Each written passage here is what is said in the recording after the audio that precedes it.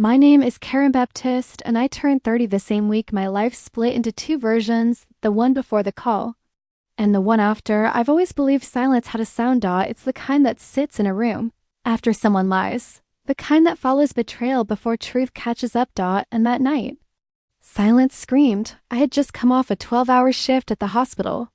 My scrub smelled like antiseptic and exhaustion, and my feet felt like they belonged to someone twice my age. I remember dropping my bag near the couch, too tired even to turn on the lights. That's when my phone buzzed. Royce. My older brother. We weren't close, not anymore. Life had stretched us into strangers who shared memories but nothing else. Still, a FaceTime call at 11:47 p.m.? That wasn't normal. I answered, but no one spoke. At first, I thought it was a glitch. The screen was dark, like the phone was face down. I could hear faint movement, voices, muffled. Then, my mother's voice. Sharp, familiar, calculated. Karen can't know anything yet. My body froze. I didn't hang up. I didn't breathe. I listened. What I heard in the next 47 minutes didn't just break my heart. It rewrote my entire understanding of family. They were all there. Royce. Selma. My mother. My father. And they weren't just talking. They were planning how to take everything Grandma Heelan left me. She doesn't even deserve the house, Selma said, her voice dripping with quiet hatred. She only showed up at the end. I clenched my jaw so tight it hurt. I was there every weekend. Every doctor's appointment, every night she couldn't sleep, every moment. They didn't want to be bothered. Royce laughed softly. We just need to delay the paperwork. Hilda won't suspect anything if we move smart. Hilda. Miss Hilda Boyd, Grandma's lawyer, the only person I trusted. Then my father spoke, and what he said, I will never forget. We already have copies of her signature. The medical bills will justify everything. My stomach dropped. Forgery. They were talking about forging documents. And the jewelry? My mother asked. A pause. Then Royce again. Already handled. She won't even notice until it's too late. That's when I realized something terrifying. This wasn't a plan. This was already in motion. My hands were shaking.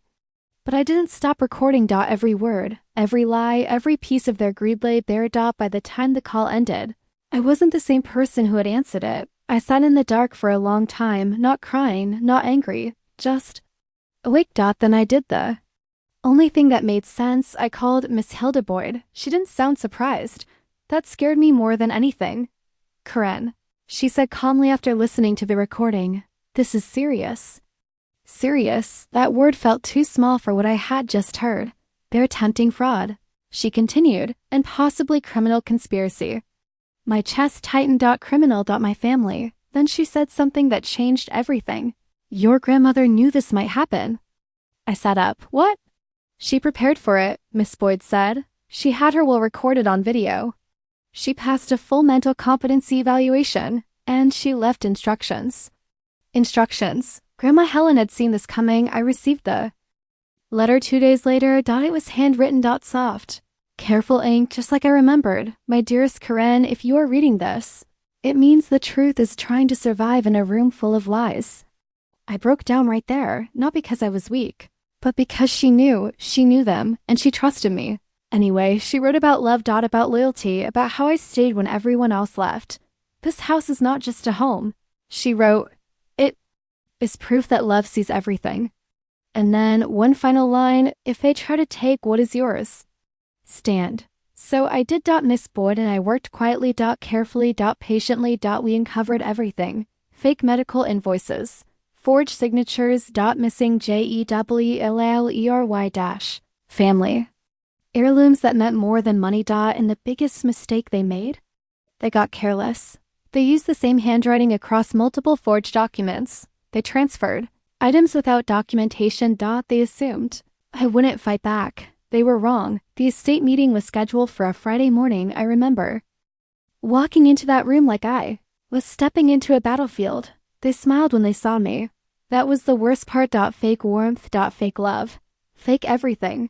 Selma hugged me. I'm so glad you're here, she whispered. I didn't respond. Miss Boyd began the meeting calmly. Professional. Precise. Then she played the recording. The room changed instantly. Faces dropped. Eyes widened. Breathing stopped. My mother looked at me like she didn't recognize me anymore. Good. Royce tried to interrupt. Miss Boyd didn't let him. Every word they had spoken now echoed in a room they couldn't escape. And that jewelry? Already handled. The silence that followed was louder than anything I had ever heard. Selma started crying first. Then my father. Royce just stared at the table. My mother tried to speak. Corinne. We can explain. No, I said. And my voice didn't shake. Not this time. Miss Boyd laid out the options. Return everything, sign away claims, or face prosecution. No. One argued. They signed. One by one. It wasn't dramatic. It wasn't loud. But it was powerful because for the first time, they had nothing left to hide behind. Week later, I opened Grandma's safety deposit box. Inside, jewelry. Documents. Photos. And another letter. You did exactly what I knew you would. It said. I smiled through tears because this was never about money. It was about truth. I still work as a nurse, still saving, still building my life, but I'm different now. Stronger. Sharper. Aware. Some of my family tries to reach out. I keep my distance, not out of hate but out of understanding, because not everyone who shares your blood deserves your trust. If there's one thing I learned, it's this. Truth doesn't need to shout. It just needs to be heard. And sometimes, all it takes is one call. The one they never meant for you to answer.